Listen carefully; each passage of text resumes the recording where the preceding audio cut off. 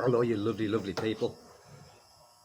Yeah, because of all these, storms that's been happening here, or the latest typhoon that's ripped through the country.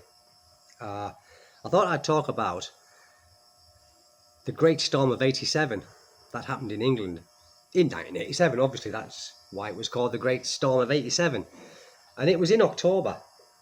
I can't remember the date. I think it was in the middle of October.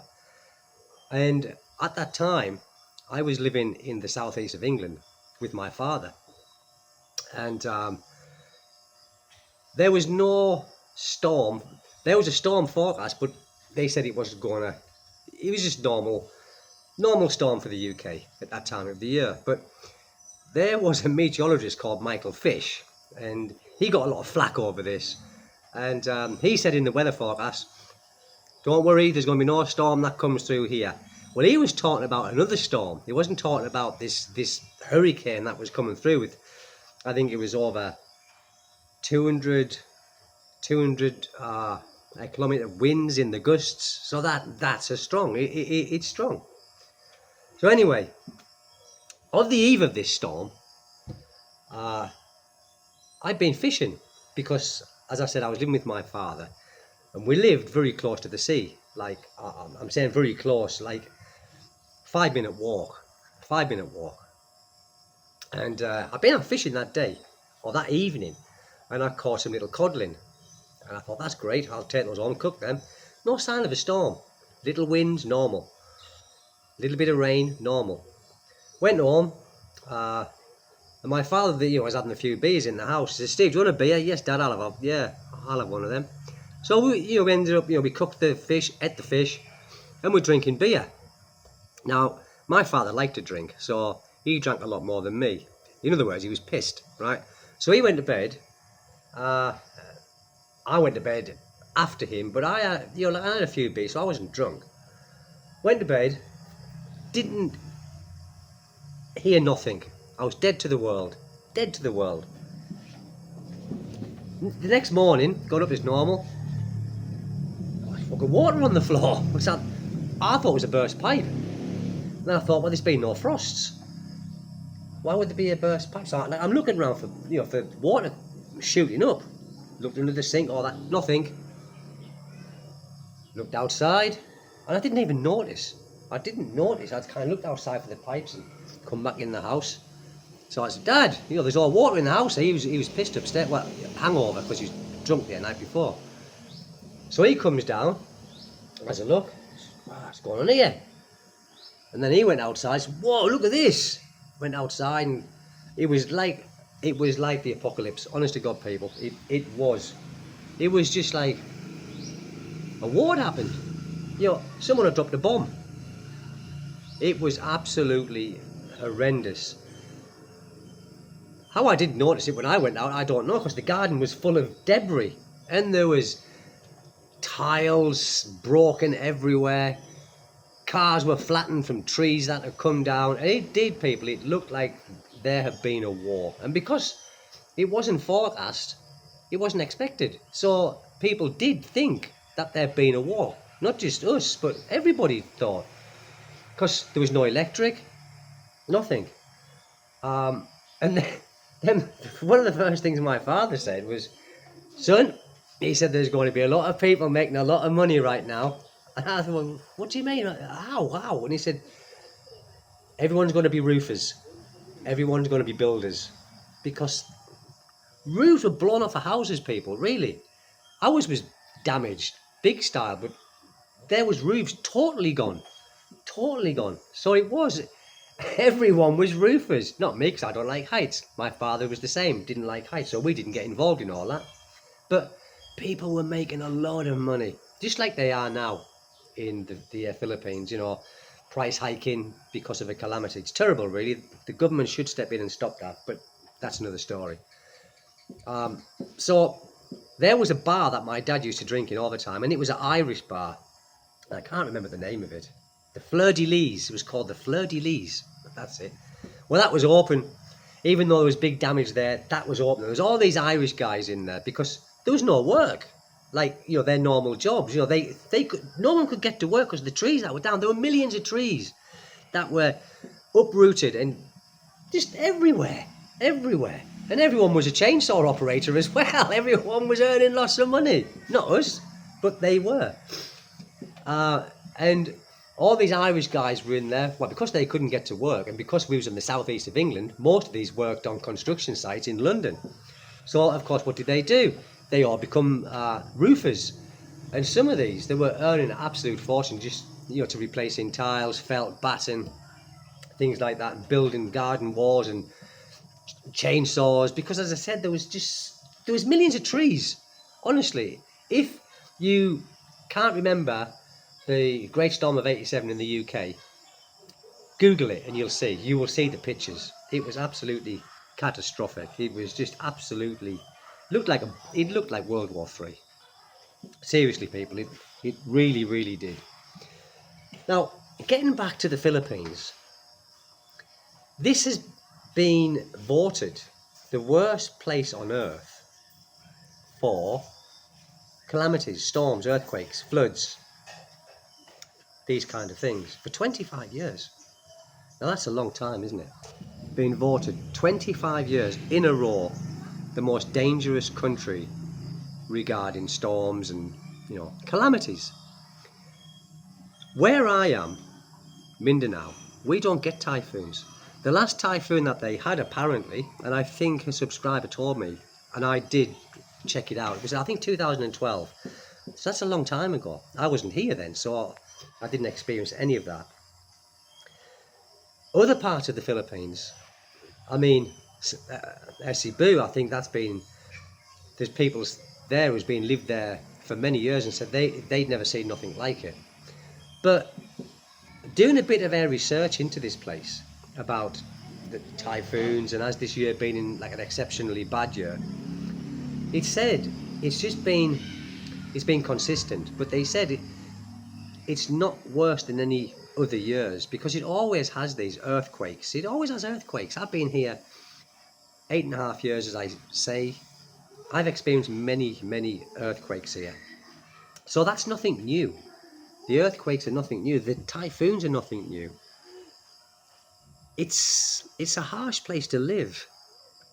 The people who suffer most is the poor people, because obviously these poor people can't pick and choose where they live. Generally speaking, we do get floods here, and that's what we see.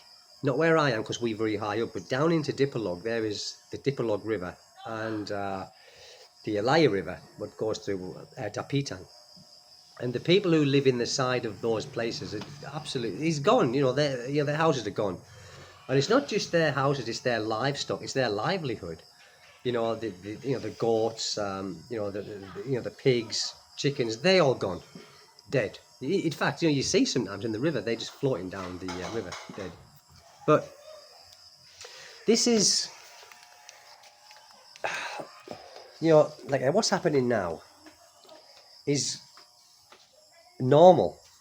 It might not be normal because of the frequency that things are happening here at the moment. Because as we've had earthquakes, we've had typhoon, and there's another one coming as well. But Jackie, stop it, Jackie. But it's nothing kind of exceptionally out of the ordinary, unfortunately. So this is what Filipinos can't help it. They live here, so they've got no choice. But many foreigners should take this into account when they do come here, because it is devastating. It is. Especially if you are in a prone area. Now, all of the Philippines is prone to earthquakes. Fortunately for us, we had it was a 7.6 or something what it was, but there was no damage to the house. No cracks, no nothing. But further up the road, there was a concrete house and there was damage. My little boy, do you know what? He finds me. Where has he gone? I can't get to him. He's here. Look, here he is. He's just been out and he's come back in because he can smell me. He can smell when I'm doing something. Bless you, little heart. So maybe pick your places where you want to live. Coming to the Philippines, no one can predict where is the safest place, but in relation to typhoons, Mindanao is a relatively safe place for that. But again, for earthquakes, no. Now, getting back to that storm of 87, the Great Storm of 87 in the UK, there was a storm after that. I think it was a few years after that. And that killed more people, actually. But people always remember the Great Storm of 87. I don't know how many people that killed. I think that killed around about 10, 15, 20 people in the UK. The storm of 1990 killed more, I believe.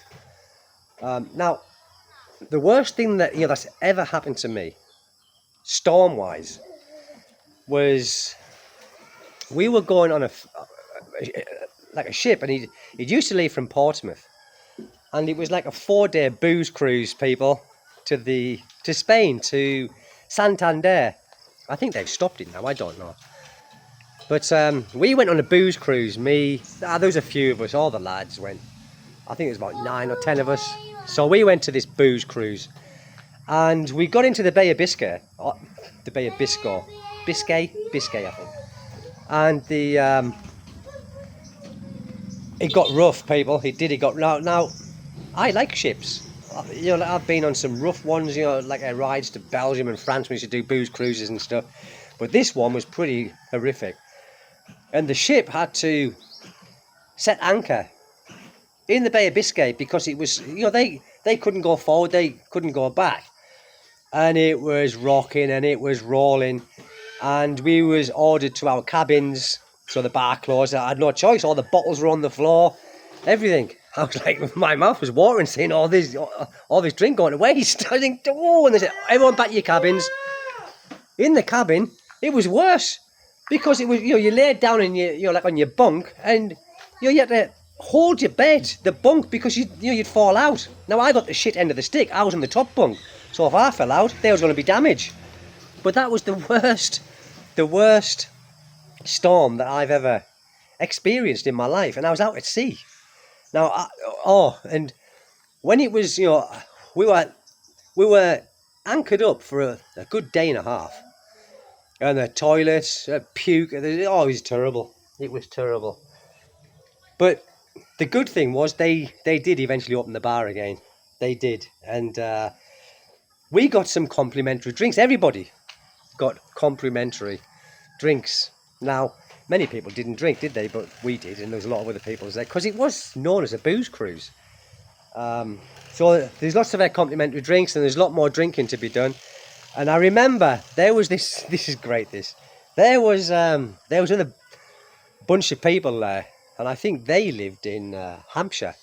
And there was this guy in a wheelchair, funny as anything he was. He used to take the piss out of himself, and he was with his mates.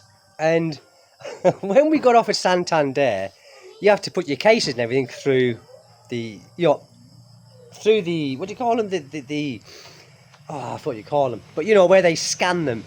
And these people, his mates, because they tipped him off the wheelchair, and he went through this. Oh man, there was hell on. But they tipped him off the wheelchair. He was laughing in it, and he went through the scanner. Anyway, they got into big trouble through that. But I'll never forget that trip. One because of that storm, and one because of what his mates did to the guy in the wheelchair. But the guy in the wheelchair, he was just laughing, because he was up for it. He was just as funny as everybody else. I don't know what was wrong with him. I think he had a broken ankle or something. He was in a wheelchair anyway. He wasn't disabled or nothing like that. But his mates were brilliant, honestly. But yeah, so we got like another big storm coming apparently. Another super typhoon, I think. I don't know. I'm not quite sure. I don't know if it's developed into a super typhoon yet or not, but again, it's going to miss us. I think they're going to get some rains again in Cebu, maybe in Leyte, because those are places where it is susceptible to this. And I think it's going to go up north Luzon, so people living up there, you be careful if this is developing into this super typhoon. It's getting dark now. It's much darker than what it's shown on this camera, but it is getting dark now. My little boy, you know what? Because I'm here, and he wants my attention, he's noising up. I do apologise for that, people. Can't help it. It is what it is. He is what he is. But that's it, people, really. But, wherever you are, if this, does develop into a super typhoon, take good care. And, like us, foreigners who come here, we should really look a bit more into it about where we want to live. You know, do we want to live in a place where the typhoons do regularly go through and do some destroying, Surigao, all them places? Or do you want to come down into Mindanao? Which is, in my opinion, is very safe. People say, Mindanao's safe. Well, you got Muslims down there. You don't go down there, do you? You just stay in the safe places. People, take good care wherever you are. And the weekend is fast approaching. I'll probably do a live maybe tomorrow or Sunday. So I'll see you all there, people. Take good care. God bless. Don't forget, like, share, subscribe, all them things. Share the video, as everyone says. Take good care, people. Thank you. Bye-bye. I haven't turned it off, have I? I'll turn it off now. He's not turning off.